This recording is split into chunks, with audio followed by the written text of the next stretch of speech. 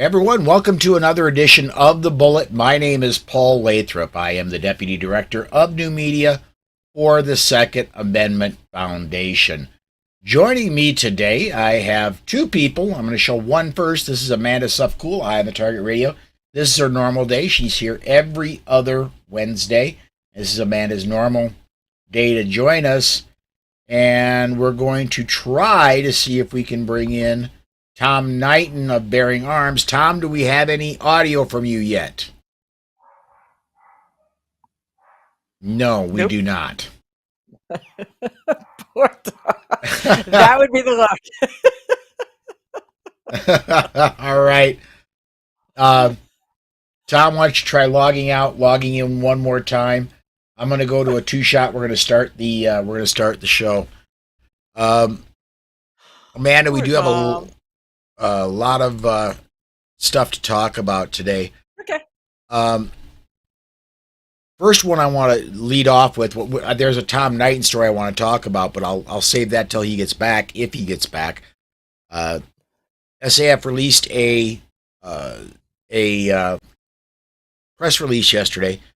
The Second Amendment Foundation Investigative Journalism Project has filed a Freedom of Information Act request with the Biden White House in an effort to see how deeply embedded the gun prohibition movement is within Joe Biden's administration. He stepped into his presidency with an acknowledged gun prohibition agenda. He wants to ban semi-automatic, modern sport utility rifles, and even acknowledged in 2021 he would like to ban 9mm pistols. There have been published reports of his administration's interactions with gun control crowd, there is no indication that he has reached out to any gun rights organizations. A FOIA request was made by Lee Williams, whose coverage of gun-related news appears in the Gun Mag, SAF-owned publication, as well as several other online news sites. Tom, can we hear you? I see him back on. I see a mouth move, but I do not hear. No. So, okay. Sorry. Yeah. Sorry, Tom. Amanda.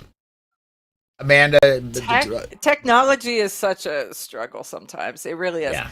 So let's go to this Lee Williams story, because between Lee Williams and Alan Gottlieb, I mean, they're just the masterminds of Second Amendment kind of investigation, if you will, to kind of draw the points and connect them, so they put a couple points and draw the lines that go together.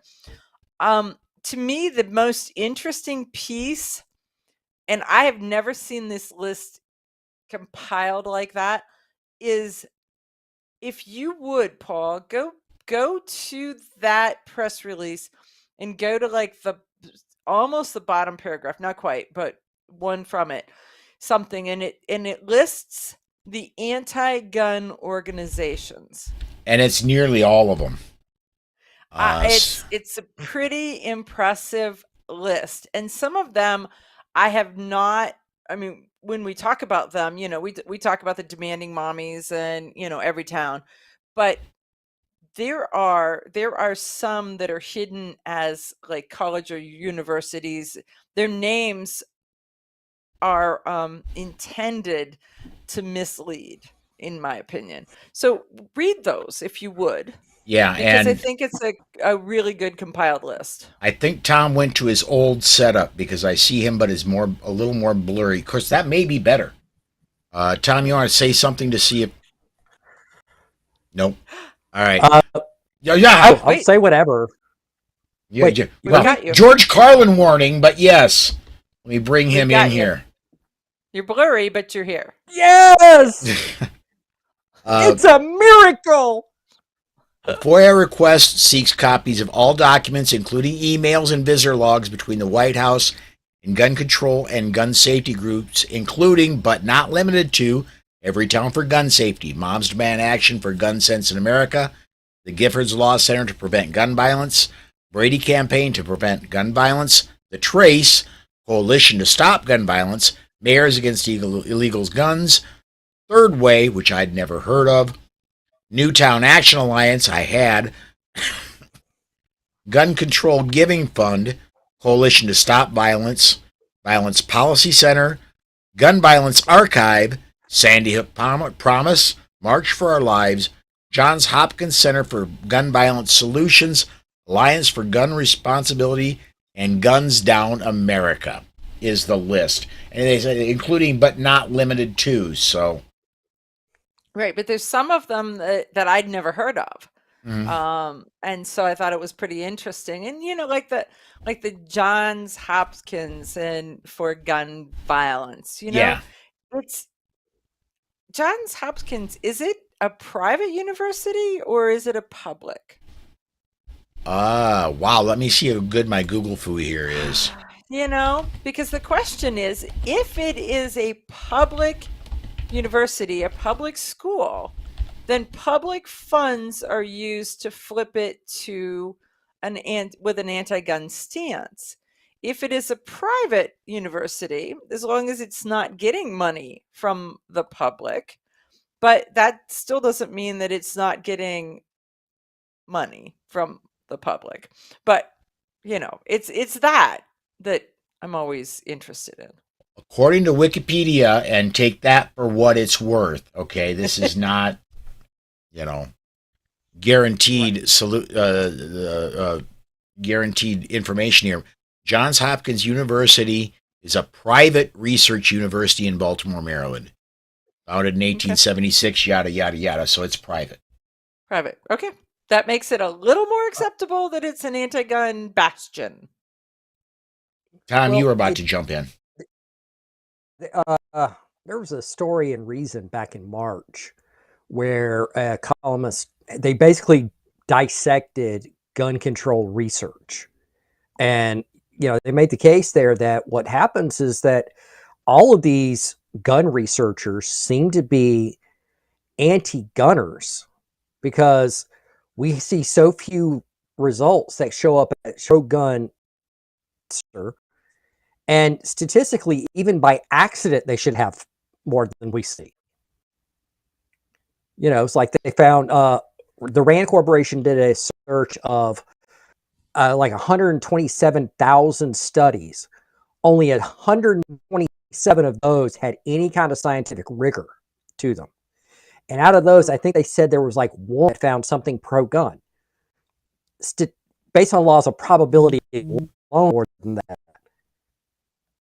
And there's a couple you dig a little deeper and you find, that Connecticut, they had a 40% increase in homicides after they passed this gun control. Sure, when you stop at 2006, and first of all, they compared it to a synthetic Connecticut that was really wonky, anyways.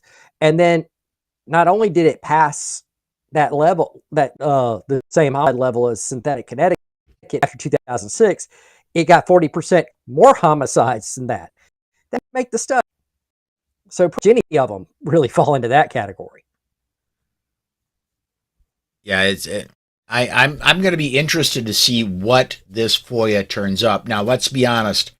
Oh, yeah. The Biden administration is not great at responding to FOIA requests.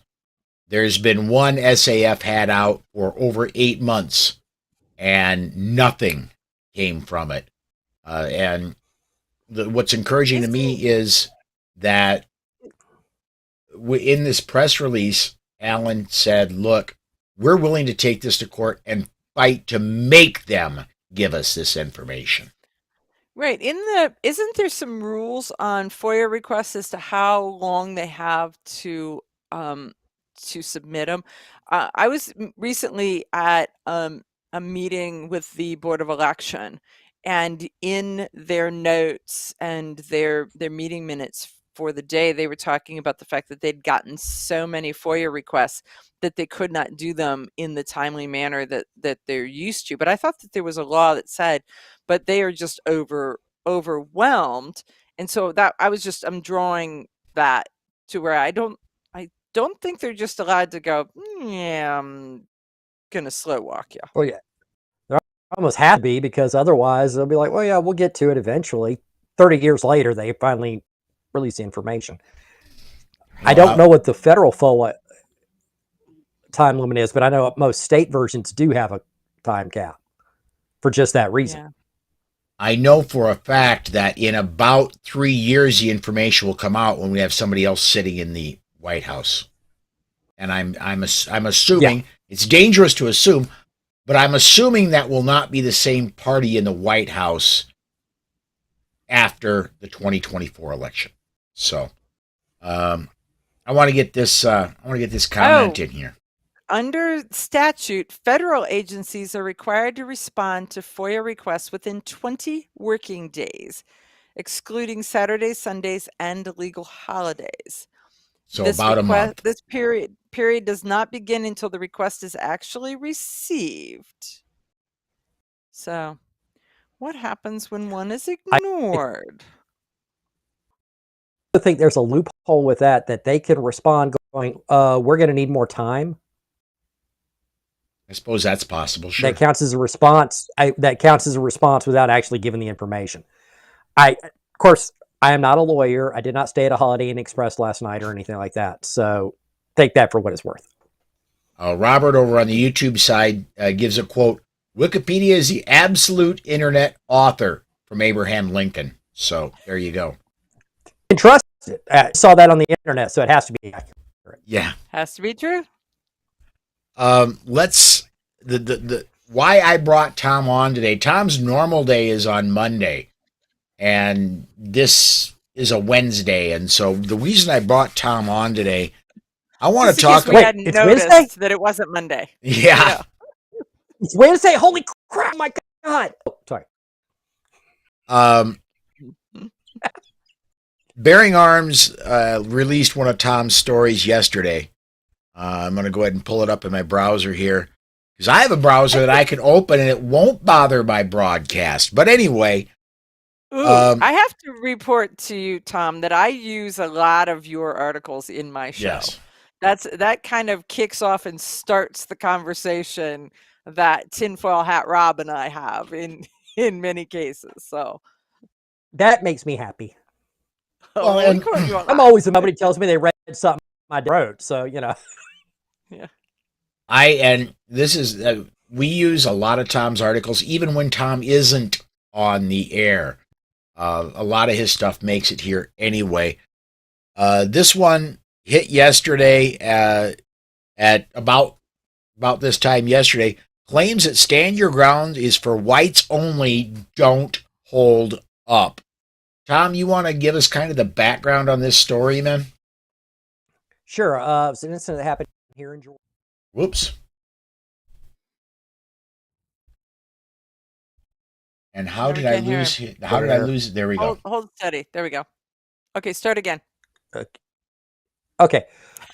This incident happened in Statesboro, Georgia. It was basically looked like a road rage shooting.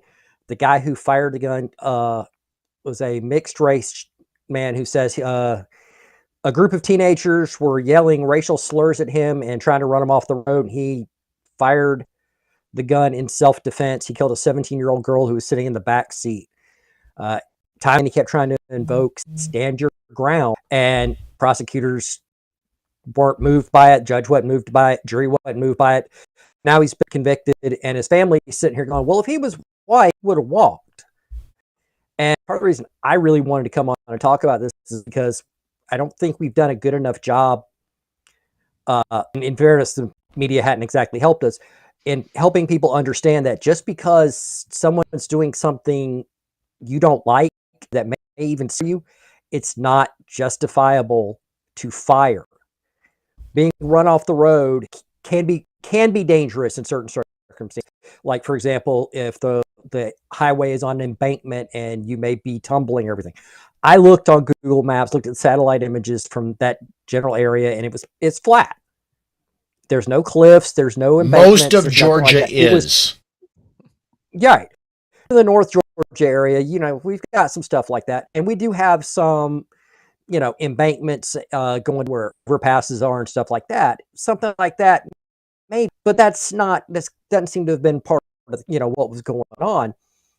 And the media has told for years now that stand your ground. It's legalized murder. All you have to, all you have to do is say you're afraid. Well, this guy said he was afraid, claimed these kids were screaming racial slurs. His girlfriend, who was in the car seat with, next to him at the time, testified she didn't hear any such slurs. But he shot because I guess he felt it was scary enough, or he tried to use stand your ground to cover road rage. But now a lot of people are thinking, oh, this is proof that it's racist. No, it was a bad shoot. Well, and you go in later in your article, Tom, you break down and show that statistically it's no more likely that a white person is going to get off with stand your ground than it is for a person of black, Asian, or any other descent. Right. John Lott numbers down. It was about 7 years ago, say 8, 9. It was a while back. But statistically, things don't just monumentally change for no. Had to have been some reason for that to change.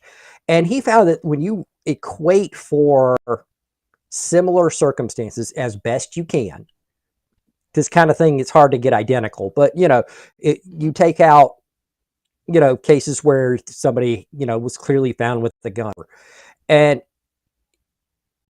black people seem to be getting this a little more often using stand your ground. Whites. Now, a lot said it wasn't statistically significant.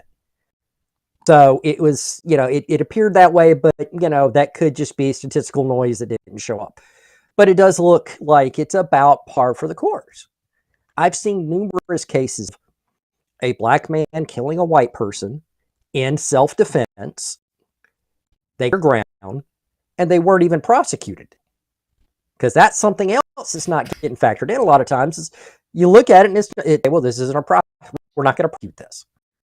This guy in Statesboro, it's a whole different ballgame. When I first came across this story, I'm not going to lie, my first nation was to rip apart the prosecutor because, whoa, they're, stand your ground now. That's the law in Georgia. You better follow that. But when I looked at the story, and it was like, well, they were trying to run me off the road, and I'm like, wait, I've been off the road. I know people have been run off the road.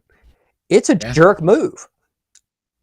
The only thing you should shoot off at a time like that is maybe your mouth and your middle finger. And depending on your mouth, sure, because the other person's still going, but middle finger, I'm more of a one for avoid confrontation if you at all can. So you're forced off the road, hit the brakes, wait till they're gone, and go. Right. Keep it. If you're going to do the middle finger, shoot it off. Do it low so it's not a thing. They don't see it. Not a fighting thing, but it makes you feel better. It's not about them. It's about you.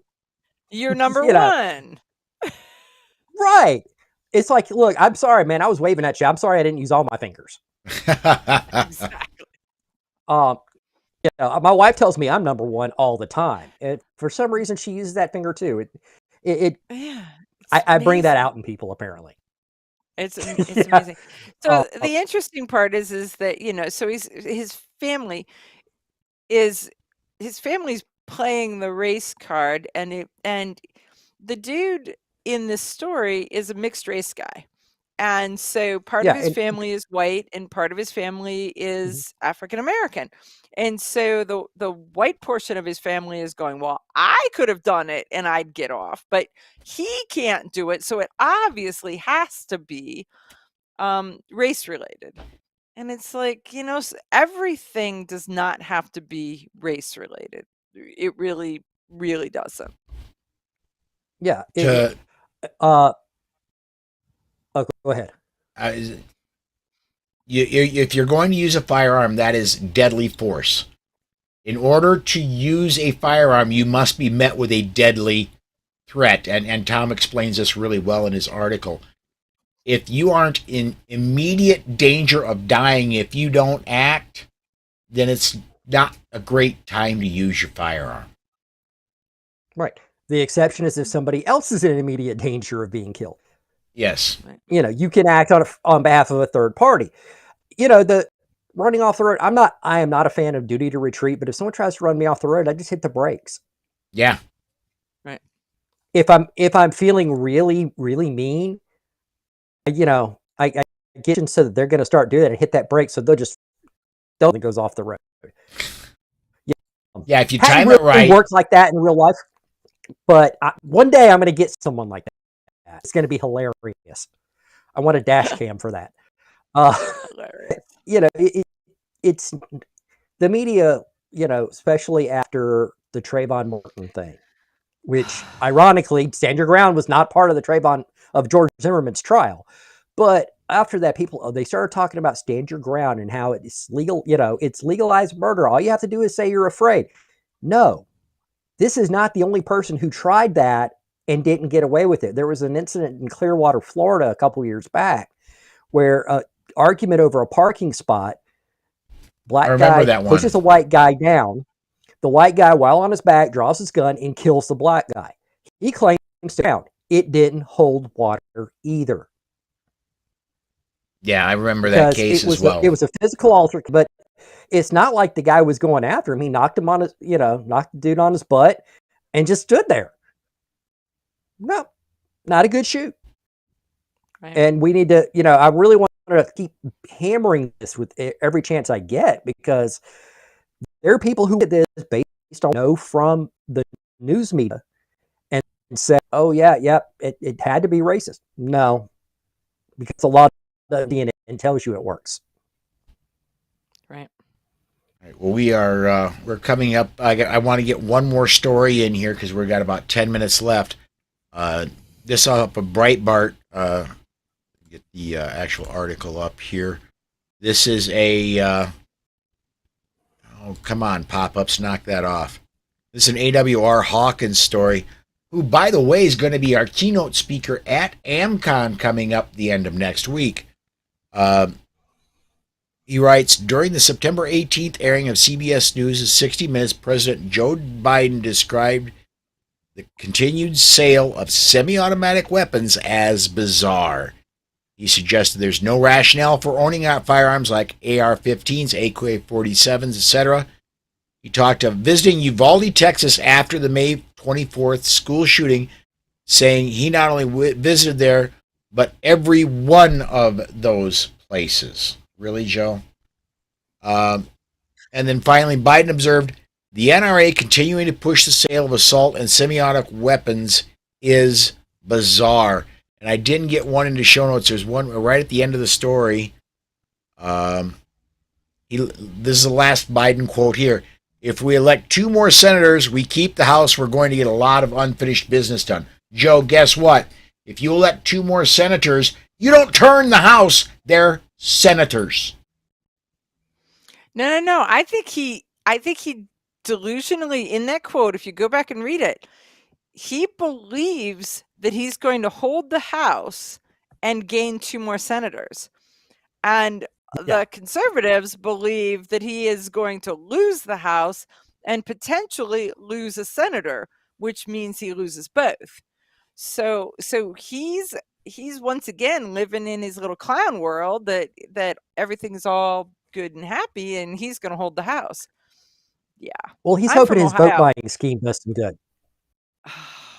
I'm from Ohio. I'm hoping that Jim Jordan's going to be Speaker of the House. That's what I'm looking forward to. What do I want for Christmas? That's what I want for Christmas. Yes. Yeah,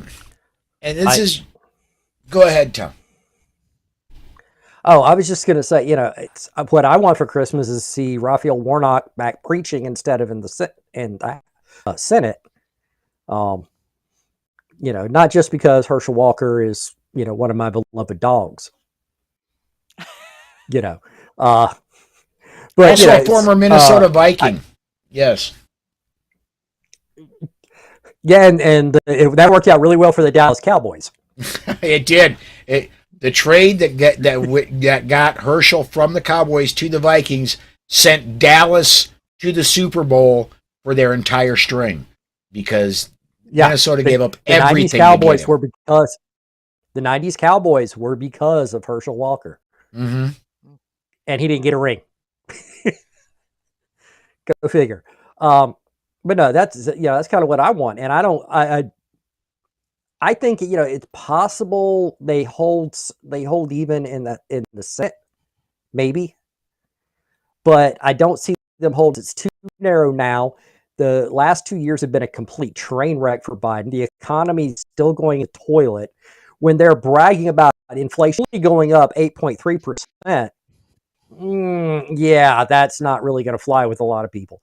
And he thinks that, yeah, he can, somehow then we can go after guns. His priorities are a little screwy at that point because less than 1% of all homicides are carried out with AR-15 or AK or any other any other rifle, yeah. Right. Yeah, of any rifle, really. And so why is there this bizarre, he's talking about bizarre. Why is there this bizarre fixation on dealing with a weapon that accounts for such tiny, tiny fraction of a percent of total homicides? That's bizarre to me. Of course, they already know they can't do anything about handguns. They can't do anything about shotguns, and you'd think that after looking at realize, maybe we can't really do anything about, assault weapons. But, then again, that would involve, not sure Biden can. Right. Yeah. Let me see if I can get this one to come up here. I do want to bring up, speaking of Michigan, as we were a little bit ago, this one off of AmmoLand. Oakland County, Michigan prosecutor Karen McDonald has announced the formation of a commission of local and national experts to investigate and recommend solutions to address gun violence in the county, which, like so many other panels looking at gun violence, does not appear to have a single firearms authority on board. There are, let me get... I wrote that one yesterday. You wrote that? You know what? I wrote that one. Because what I'm reading from is my boss, Dave Workman. So, yeah, I actually had covered that one yesterday, but obviously, there you go. Not everything has to come from me. I made the same point Dave does, that you look at who they're bringing in, not a single one actually shows any expertise with guns. Right. We're bringing in faith leaders. Why? Where's their expert? Right. If you want them to say the devotion beforehand, that's great. I've got a faith leader for them, Reverend Ken Blanchard. He would be great. Right. Well, and they have a couple of the family members of victims of active killers, right? And so, and I'm not discounting them, I'm not discrediting them, but some of them have put in a lot of work to really understand the scope, and some of them have said, I am related to blah, and that is the extent of the work that they've done. And so I always am standing there looking to see, because I respect those who have a viewpoint that's different than mine if they've put in the work, if they've fleshed out exactly why they believe this, and they've got data supporting it in some way. And some do, some don't, and some of them you just look at it. I mean, the little hog dude, there's no data supporting his feelings of whatever. It's like, you're famous to be famous.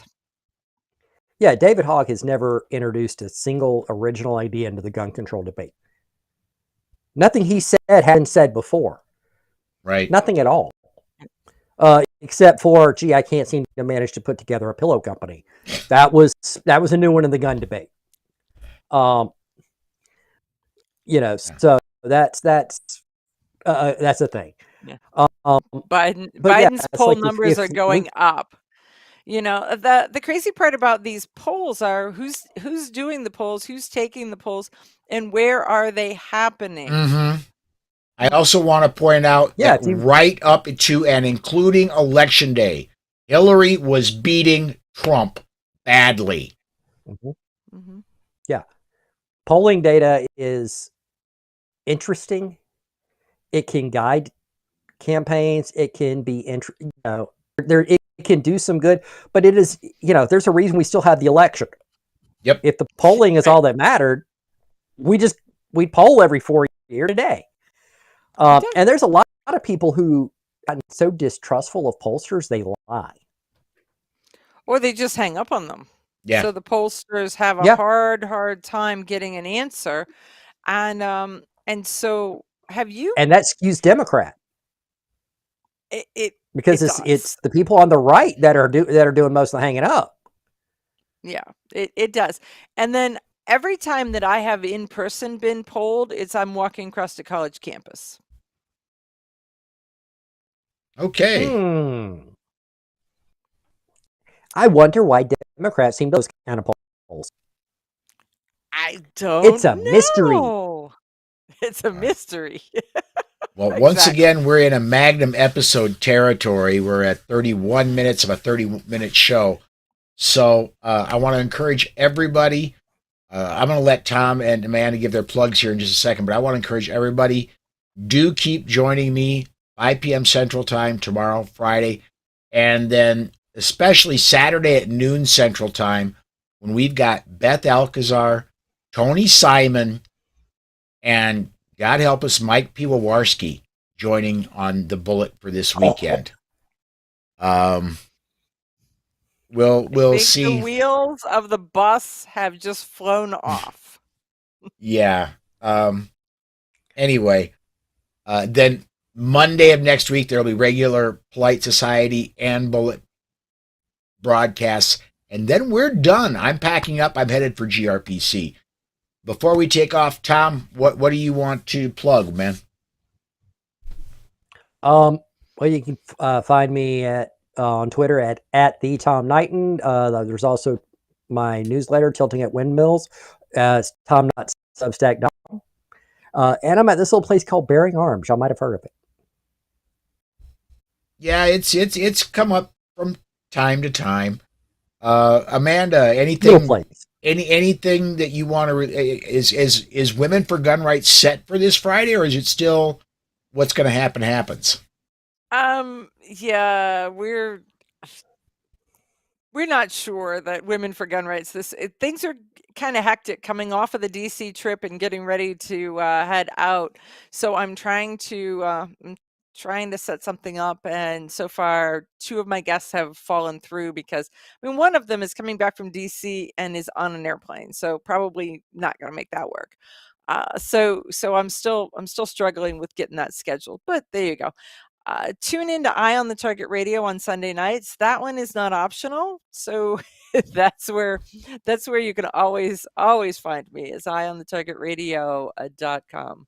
You've also got a video producer that occasionally puts snarky comments up on the top of the screen there too. So imagine that. I do not. Oh. Anyway, folks, I'm usually the snarky one. No. Thank you everybody for watching. That's going to do it for us today. We're going to set it aside.